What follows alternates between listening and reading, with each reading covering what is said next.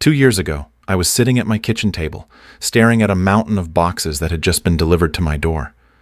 There were skincare products I didn't really need, a new set of high-end coffee mugs even though my cupboard was already full, and a pair of shoes I'd bought because I saw them in a 30-second ad while I was scrolling in bed at 2 a.m. My credit card statement showed $5,200 in charges for that month alone. My savings account, the place where my future was supposed to be growing, held exactly $412. I was 34 years old. I was making a professional salary. I was working 45 hours a week, and yet I was essentially one bad month away from total financial collapse. I felt like I was running on a treadmill that was slowly speeding up, and no matter how fast I ran, I wasn't actually moving forward. I was just getting more exhausted. Then, everything changed because of a $3 notebook and a philosophy that is over a century old. Before we dive into the system that saved my life, I want to ask you something. Have you ever felt that specific heavy pit in your stomach when you check your bank balance and realize you have no idea where the money went? If you've ever felt like you're doing everything right but still getting nowhere, you are not alone. We are building a community here of people who are tired of the consumer trap and ready to build something real. If that's you, hit that like button right now to let the algorithm know that this is the kind of content that actually matters. Subscribe and join us. And in the comments below, tell me one thing you've bought in the last month that you already regret. Let's be honest with each other because that honesty is the first step toward freedom. This isn't just about money. It's about taking back your time, and your engagement helps us reach more people who are drowning in the same sea of debt that I was. The reason I was drowning wasn't because I didn't make enough money. It was because my operating system was broken. In the West, we are taught that wealth is something you perform. It's the car you drive, the brand on your chest, the house you post on Instagram.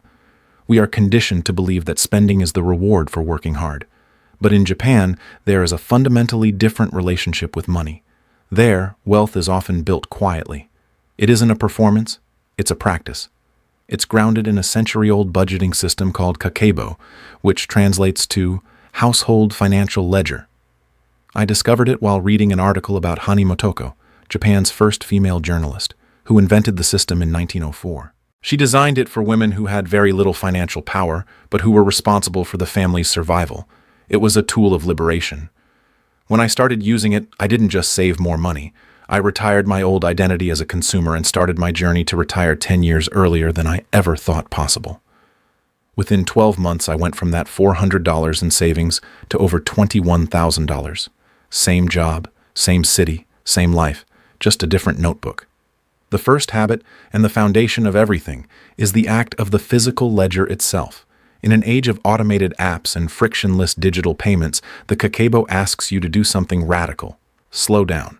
It requires a physical notebook and a pen. Every morning or every evening you sit down and record your life. Most people use apps that categorize their spending automatically. The problem with those apps is that they keep your brain asleep. When a machine does the work, you don't feel the weight of the transaction. You don't process the choice. Kakeibo forces you to write down 4 simple questions at the start of every month. How much money do you have? How much would you like to save? How much are you actually spending? And most importantly, how can you improve? By writing these down, you are moving the data from a cold digital screen into your physical consciousness.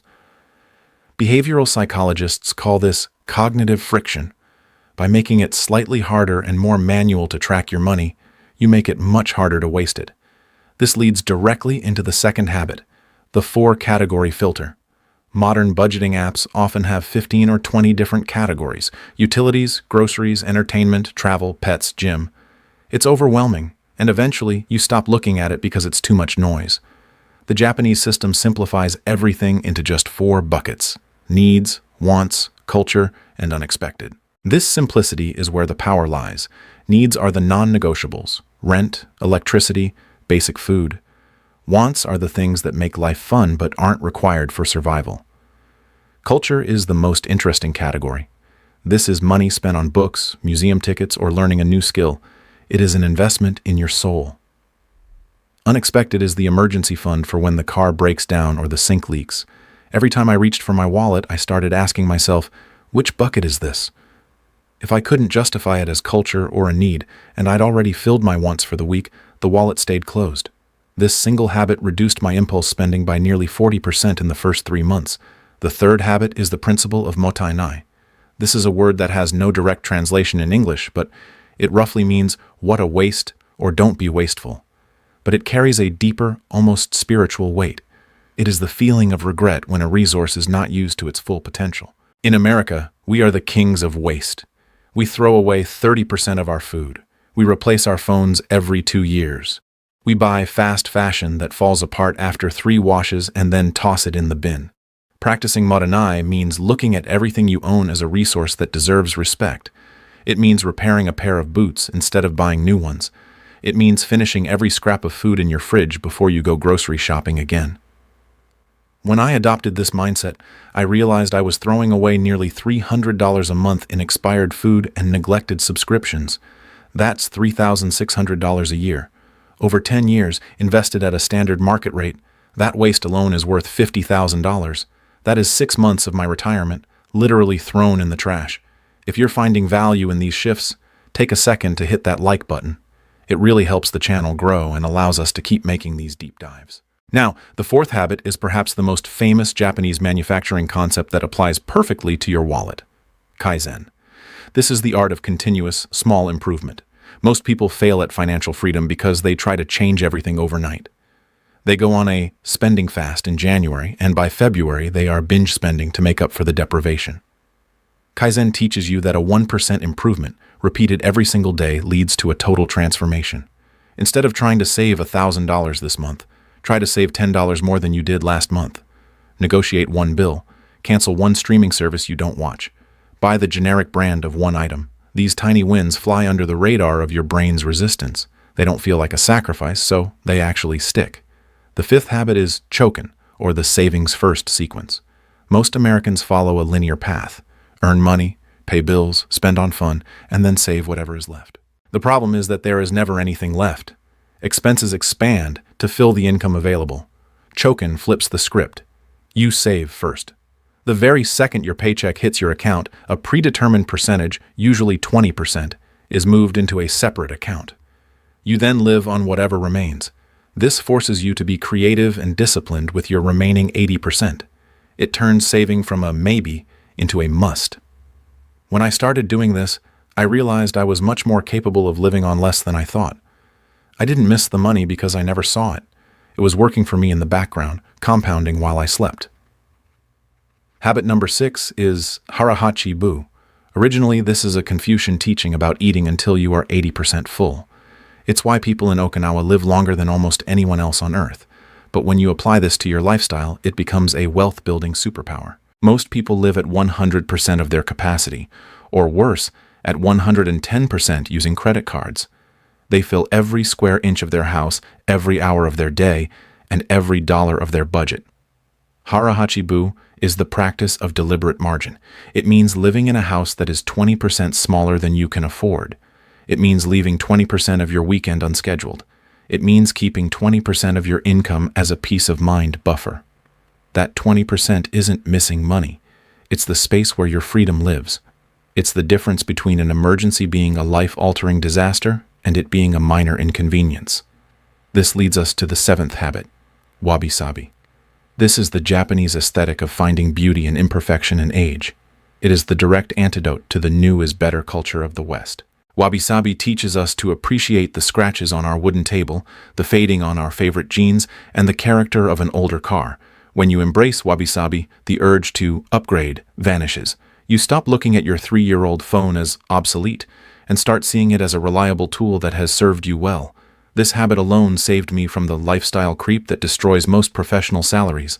Every time my peers bought a new SUV or a new designer bag, I looked at my well-loved, functional possessions and felt a sense of peace instead of envy. If you can stay satisfied with what you have while your income grows, you are on the fast track to retiring a decade early. The 8th habit is usuji, the annual deep clean and financial reset. In Japan, this is done at the end of the year to start the new year with a fresh soul. Physically, you clean every corner of your home. Financially, you clean every corner of your accounts. You go through every single recurring charge. You check your insurance rates, you look at your investment fees, you ask yourself, does this still serve the life I am building? Most of us have financial leaks, Small $5 charges that we've forgotten about, but that are draining our future. An annual Usuji plugs the leaks. The first time I did this, I found nearly $400 a month in zombie expenses. That's nearly $5,000 a year I reclaim just by paying attention. Habit number 9 is Ikigai, or finding your reason for being. You might wonder what this has to do with a notebook, but the answer is everything. Most people spend money to numb the pain of a life they don't enjoy or to impress people they don't like. They buy things to fill a void. But when you have a clear Ikigai, a purpose that gets you out of bed in the morning, you no longer need the retail therapy. Your money becomes a tool to support your purpose, not a distraction from the lack of one. For me, my purpose became building a life where I could spend my mornings writing and my afternoons with my family, without the shadow of debt hanging over us. Once that was clear, the wants category in my notebook became much less tempting. Why buy a new watch when that money could buy me a month of freedom later in life? Finally, the 10th habit is Hansei, the practice of honest self-reflection. At the end of every month, Kakeibo users sit down and look at their notebook. They don't just look at the numbers, they look at their emotions. They ask, how did I feel when I spent this? Did it bring me lasting joy or just a temporary rush? This isn't about guilt, it's about data. It's about learning who you are and what actually makes you happy. Most of us are strangers to our own spending habits. Hansei makes you the master of them. It turns every mistake into a lesson and every success into a blueprint. When you combine these 10 habits with the $3 notebook, something magical happens. You stop being a passenger in your own life. You take the wheel. You realize that the middle-class trap, the cycle of earning more just to spend more, is optional. You can choose to step off the treadmill. By adopting a quiet wealth mindset, you aren't just saving pennies, you are buying back your years.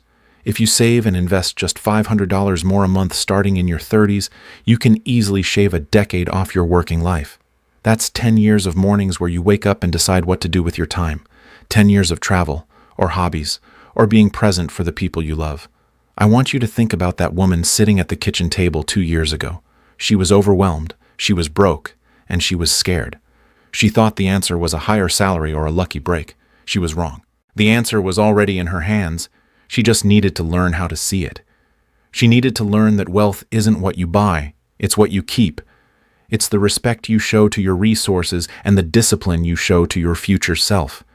If this message resonated with you, please share this video with one friend who needs to hear it. We all have that one friend who is struggling to keep their head above water, and this could be the lifeline they need. And if you haven't already, subscribe and hit the notification bell. We have a lot more deep dives coming on how to master your mindset and your money using these hidden strategies that the mainstream media never talks about. Remember, the goal isn't to die with the most stuff. The goal is to live with the most freedom. It starts with a notebook. It starts with a pen. And it starts today. Thank you for being part of this journey with me. I'll see you in the next video, and until then, keep building that quiet wealth. Your future self is already thanking you for the choices you're making right now. Stay intentional, stay disciplined, and most importantly, stay free.